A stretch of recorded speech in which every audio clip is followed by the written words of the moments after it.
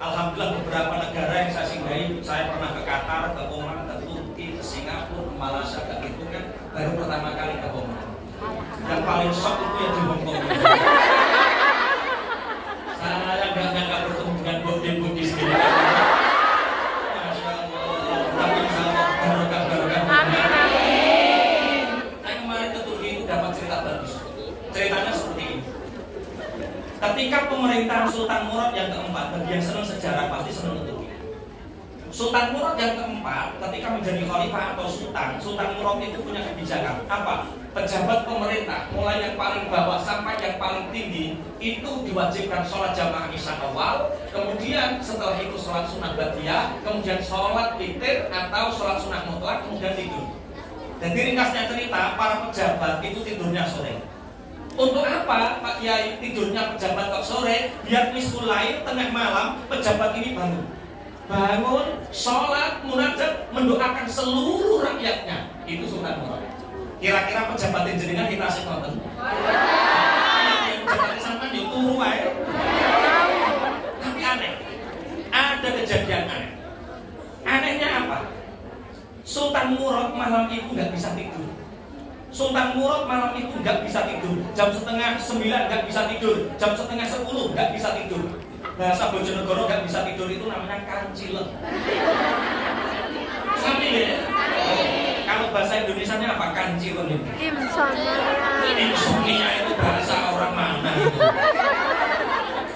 Kancilen mawon ya? Kancilen.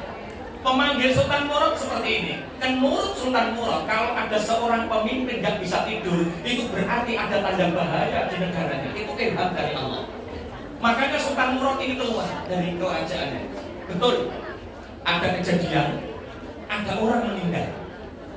Yang meninggal ini dikerubungi orang-orang yang pakaiannya seperti orang soleh. Ya pakai jubah, ya pakai sorban, pakai imamah. Tapi anehnya nggak ada satupun yang mau merawat mayit ini. Sultan Murad tanya, ini ada orang meninggal, kenapa nggak segera dimandikan, kenapa nggak segera disolatkan? Pangapunten Khalifah, kita ini orang soleh, kita ini orang soleh. Sedangkan mayat niki Khalifah ini ahlul fusak. Mayat ini ahli membuat keburukan. Mayat ini suka mabuk, mayat ini suka berzina bawa perempuan. Biar ini buat pelajaran orang-orang Turki sini, wahai Khalifah, siapa yang suka mabuk, siapa yang suka berzina, jangan dimandikan, jangan disolatkan. Sultan Murad mengatakan, ya sudah, kalau kalian semua orang-orang baik nggak mau memandikan, nggak mau mensolatkan orang ini, biarlah aku bawa ke keluarganya. Siapa tahu istrinya, keponakannya atau kerabatnya ada yang mau memandikan dan mensolatkan. Prajurit, dalam Khalifah, ayo diangkut pakai kendaraan pulang, dibawa pulang ke rumahnya. Bu, Mbak, misal panjenengan usianya 40 tahun.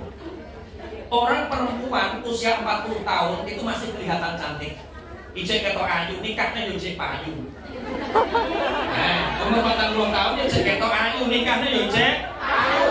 Punya suami yang suka mabuk, punya suami yang suka berzina. Tiba-tiba suami ini panjenengan meninggal mendadak. Kira-kira sampai yang bahagia apa susah?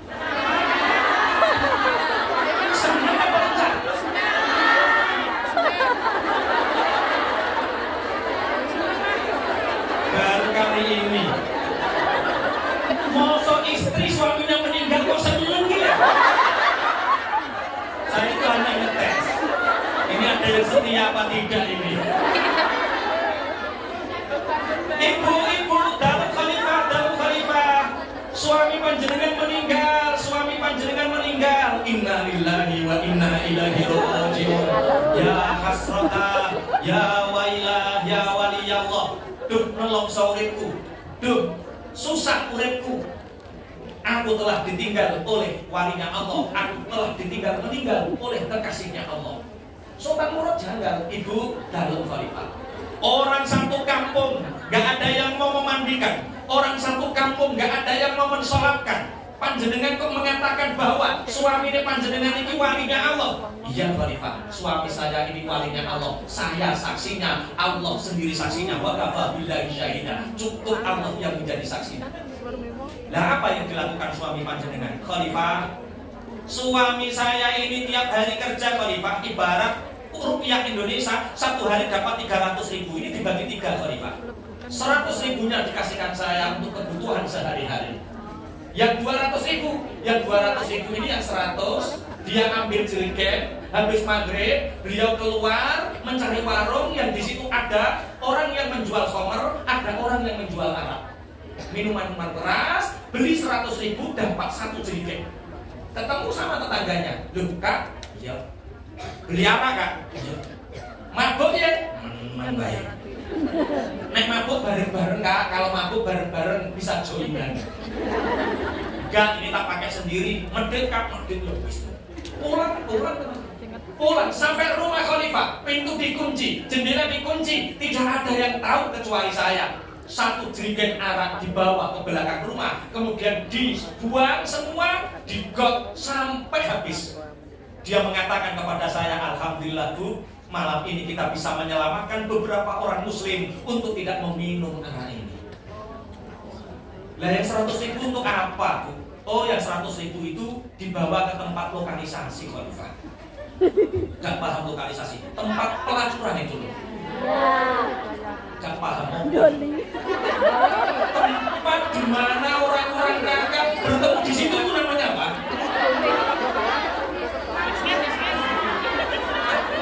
Iya paham tadi ya. Tapi pangapunten Khalifah, karena uangnya hanya 100.000 jadi berangkatnya agak malam. Kalau 1 juta ya agak sore ngolongin. Sampai tempat pelacuran ada yang masih nganggur, pulau pak nganggur pak. Tapi duitku mung sampai ini hanya segini, maksanya hanya 100.000 jadi berangkatnya agak malam. Kalau 1 juta ya agak sore ngolongin. Sampai tempat pelacuran ada yang masih nganggur, pulau pak nganggur pak.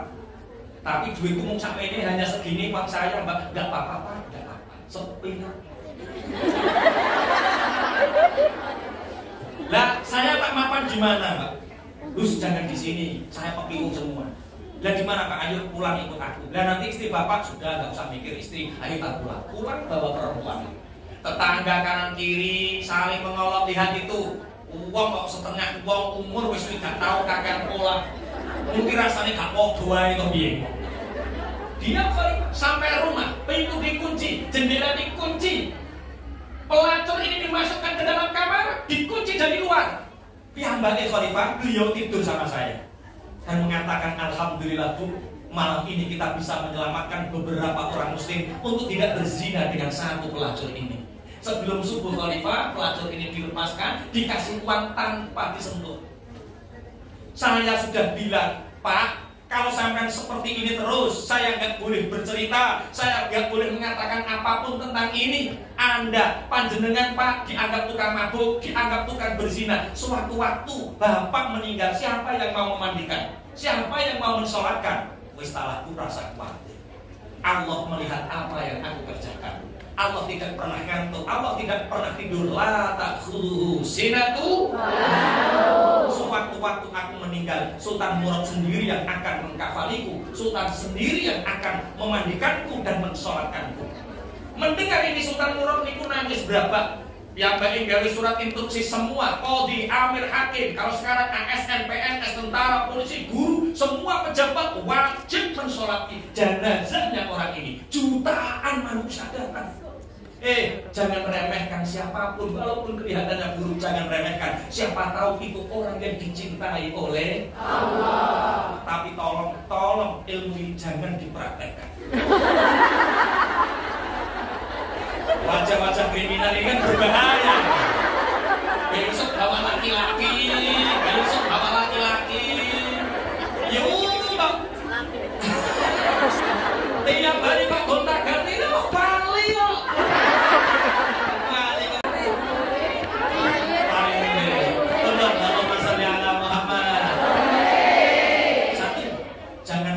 Siapapun di antara kita, siapa tahu orang yang kita remehkan adalah wali. Yang pertama, jangan remehkan amal ibadah sekecil apapun. Siapa tahu amal ibadah yang kita remehkan justru mendatangkan ridhonya Allah. Yang kedua, jangan remehkan dosa sekecil apapun, siapa tahu dosa yang kita remehkan adalah dosa yang mendatangkan murkanya Allah. Yang ketiga, jangan remehkan siapapun di antara kita. Ayo saling menghormati. Siapa tahu orang yang kita remehkan adalah orang yang dicintai Allah. Teman-teman, sahabat pejuang Indonesia hari ini terlanda fitnah. Fitnah tentang nasab, fitnah tentang keturunan, fitnah tentang kiai nusantara, fitnah tentang apapun. Tolong tawakuf, jangan ikut-ikutan. Artinya apa? Apa sih susahnya saling memuliakan?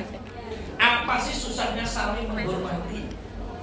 Aku ngerti nih sampai kelakuannya, tapi tetap saling menghormati. Saya tidak tahu, jangan-jangan nanti Toha mau masuk neraka, ternyata diselamatkan oleh TKW Hongkong, saya tidak tahu.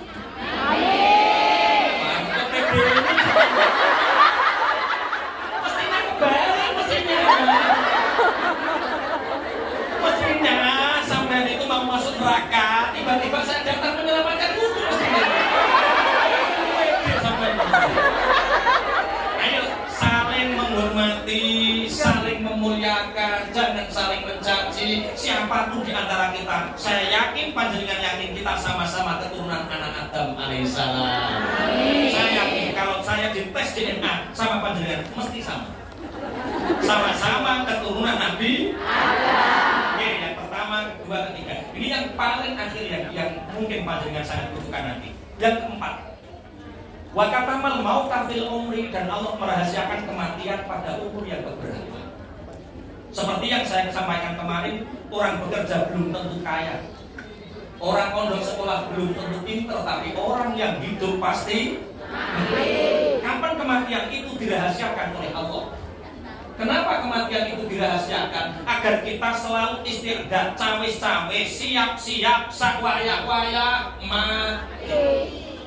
Tadi Ibu Handini memberi kabar bahwa salah satu jamaah kita hari Sabtu kemarin ada ikut kajian, pulang ternyata ada musibah, beliau jatuh entah di mana. Tadi dari tim panitia mendapatkan kabar beliau setelah saat ngaji ternyata meninggal dipanggil oleh Allah. Semoga husnul khotimah. Kita bacakan hadiah Fatihah bersama-sama. Semoga beliau senantiasa amal ibadahnya dari ngaji semua menjadi saksi di mata Allah bahwa beliau adalah orang baik. Al-Fatihah. Bismillahirrahmanirrahim. Iyyaka na'budu wa iyyaka nasta'in. Ihdinas siratal mustaqim, siratal ladzina an'amta 'alaihim ghairil maghdubi 'alaihim. Gak peduli siapapun pasti mati. Gak ada mati saru itu gak pantas.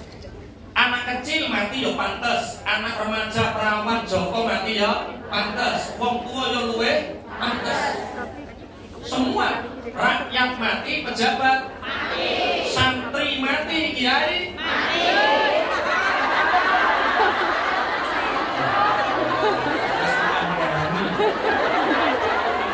Nek kiai iki mbok yo sedo. Nek kiai iki mbok kapundhut mosok kiai mati.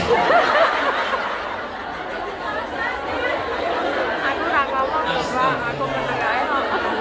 Memang orang itu habitatnya selalu kembali.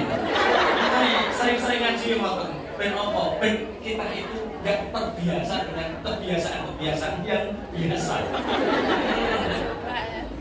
Pak jarang ketemu kiai mati. Yo sedo yo kabur. Pangapunten. Rahasia dibalik kematian tidak ada yang tahu, hanya Allah yang tahu kapan kematiannya. Kadang sekarang sehat, tadi pagi sarapan, siang masih jogging, tiba-tiba sore makan. Seperti itu, kadang-kadang sore masih makan mie ayam. Teman-teman, ternyata hikmah di antara kematian itu adalah kita selalu bersiap-siap. Abdullah bin Mas'ud itu ketika berjalan itu tidak bisa cepat, pelan. Beda dengan orang-orang Cina, beda dengan orang-orang bisnis bangun cepat-cepat. Abdullah bin Mas'ud itu pelan jalannya. Ketika ditanya oleh sahabat yang lain, wahai Abdullah bin Mas'ud, kenapa engkau jalan begitu pelan? Abdullah bin Mas'ud mengatakan, kalau aku cepat, saya ini pelan karena menyangka apakah di langkah berikutnya aku masih hidup. Jangan-jangan di langkah berikutnya aku masuk sudah meninggal. Sayyidina Umar bin Khattab pernah salah satu putranya menangis. Ketika dari madrasah, salah satu putranya Sayyidina Umar bin Khattab menangis. Nak, kenapa nak kau menangis? Ayah, aku dibully teman-teman. Kenapa? Karena yang lain pakaiannya baru, sedangkan aku pakaiannya ada lubang beberapa. Tolong ayah, tolong bapak, belikan aku baju baru untuk aku gunakan setiap hari. Ketika itu Sayyidina Umar bin Khattab, seorang khalifah, seorang presiden, tidak punya uang untuk beli baju putranya. Dia pergi ke Baitul Mal. Khazinu Baitul Mal, penjaga Baitul Mal, ditanya Sayyidina Umar bin Khattab, gajiku berapa satu bulan? Sekian. Bolehkah aku hutang gajiku 3 bulan? Kemudian aku nggak usah digaji 3 bulan, tapi berikan aku senilai gaji bulan. Aku hutang gajiku 3 bulan untuk membelikan baju anak dan yang lain-lain. Khazinu Baitul Mal ini takut, nggak memberi. Dia seorang presiden khalifah, takut, tapi mau diberi juga takut. Ditanya Sayyidina Umar bin Khattab, wahai Umar bin Khattab, aku berikan engkau hutang dari Baitul Mal, tapi beranikah engkau menjamin bahwa hidupmu sampai 3 bulan ke depan? Nggak jadi.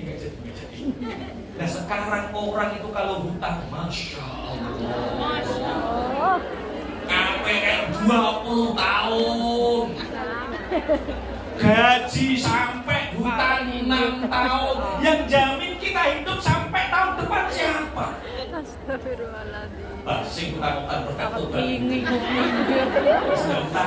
Siapa yang jamin kita hidup sampai bulan depan, sampai hari depan? Gak ada yang jamin. Teman-teman sahabat pejuang, kematian itu adalah satu cara perpindahan yang baik dari satu alam ke alam yang lain. Dulu kita hidup di alam namanya alam mudzar. Alam mudzar hanya Allah yang tahu di zaman azali. Setelah alam mudzar kita hidup di alam kandungan. Setelah alam kandungan kita hidup di alam dunia. Setelah di alam dunia kita hidup di alam alam kubur, alam barzakh. Teman-teman, kenapa terjadi perpindahan antara satu alam ke alam yang lain? Untuk menyempurnakan nikmatnya orang mukmin, menyempurnakan nikmatnya kepada kita. Teman-teman, dari satu alam ke alam yang lain, itu nikmat itu semakin sempurna, semakin sempurna, semakin sempurna. Satu contoh, alam mudzar Allah yang tahu, nggak usah dibahas. Alam kandungan, yang pernah hamil atau melihat orang hamil, jawab jujur. Alam kandungan ini sempit atau luas? Sempit atau luas? Tergantung yang bicara siapa. Kalau yang bicara kita seakan-akan alam kandungan ini sempit, tapi bagi janin yang ada di dalam kandungan, menurut janin alam yang paling luas itu alam kandungan. Janin ini derajatnya tafwid. Menurut Syekh Abdul Qadir Jailani, derajatnya tafwid. Artinya kandungan ini, janin ini gak mikir utang, gak mikir tonggo, gak mikir duit-duit, gak mikir nyambut gawe. Ini janin sudah dicukupi oleh Allah tanpa meminta. Oke. Lalu kita hidup di dunia. Dunia ini enak atau tidak? Sempit atau luas? Si kono sempit, sing ini luas. Ini aku jawab kok tidak disalahkan. Jawab jujur. Dunia ini sempit atau luas? Tergantung siapa yang bicara. Kalau menurut kita seakan-akan luas, tapi kalau menurut orang yang sudah di alam kubur melihat kita itu heran. Begini, alam kandungan dengan alam dunia, alam dunia dengan alam kubur itu bandingannya alam kubur seperti alam dunia seperti alam kandungan. Itu namanya skala-skala-nya. Jadi semakin ke sana semakin luas, semakin luas. Menurut orang yang ada di dalam kubur melihat panjenengan itu gawo, ngerti gawo itu? Heran. Gawo.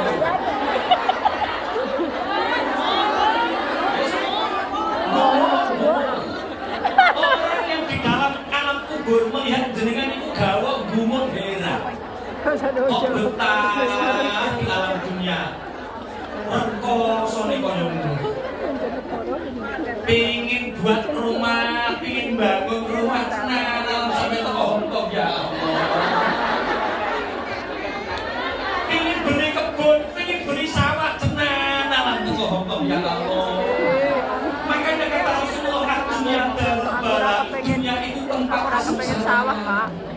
Dunia ini tempat yang gak ada enaknya di dunia.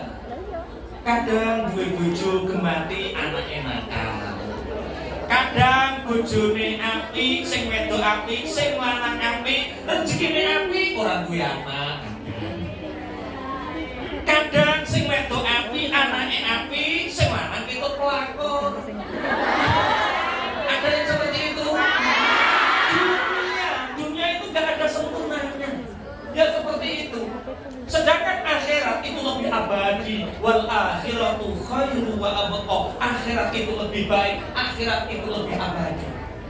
Makanya kenikmatan kita yang sesungguhnya teman-teman itu adalah akhirat. Tapi kenikmatan kita yang sesungguhnya adalah apa? Akhirat. Dunia gak apa-apa, sengsara gak apa-apa. Yang penting akhirat mendapatkan nikmat. Allahumma amin. Apalagi nikmat dunia, nikmat akhirat. Allahumma amin. Dulu Sayyidina Khalid bin Walid pernah mengatakan malam terindah bagiku adalah malam kematian. Malam yang aku nantikan adalah malam di mana aku bertemu dengan Tuhanku. Orang-orang dulu kalau mau mati itu senang karena apa? Akan bertemu dengan rahmatnya Allah. Yang penting dua yang dibawa. Apa? Satu iman, dua amal saleh. Kalau kita mati membawa iman dan amal saleh, kita dibuatkan istana yang mewah oleh Allah, diberi kebun mangga basori sebatas mata memandang. Pena mati bukan. Para rasul, para nabi, para wali, para kiai sudah merasakan nikmatnya kematian. Mati itu nikmat. Sampai boten pengin jajan rong minggu. Kalau dibahas nanti kok abot. Semoga semuanya husnul khotimah. Semuanya husnul khotimah. Satu, jangan remehkan kebaikan sekecil apapun. Siapa tahu kebaikan itu yang mengantarkan kita mendapat ridhonya Allah. Yang kedua, jangan remehkan dosa sekecil apapun. Siapa tahu dosa itu walaupun kecil mengantarkan pada murkanya Allah.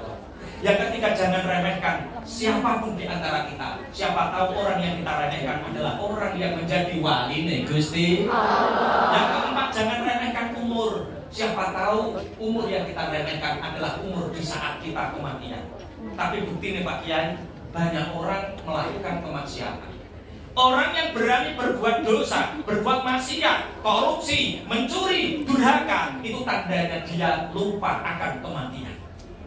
Kalau mau tanda tangan, nek mati dia gak sih. We anak sama TKL. Besti di mana Besti? Oh saya di Nantan Kulon. Pokok Kulon itu tahu belum? Kata itu ini Nantan Kulon ngomong. Tapi pokoknya ini diri baik. Nantan Kulon ternyata bacanya Kulon. Nantan Kulon. Nantan Kulon. Ayo ketemu yuk. Ketemuan TKW sama TKL yang sama-sama punya istri, yang sama-sama punya suami. Ketemuan di mana?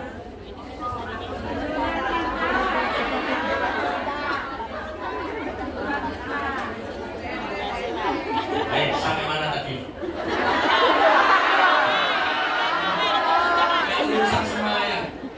Sudah ketemu, langsung ingat mati. Ya Allah, saya kok ketemu? Ya Allah, dosa apa ini? Ya Allah, kok ini mati pada berhukumnya? Ya Allah. Kira-kira berani apa tidak? Tidak. Orang berani melakukan dosa itu karena lupa akan kematiannya.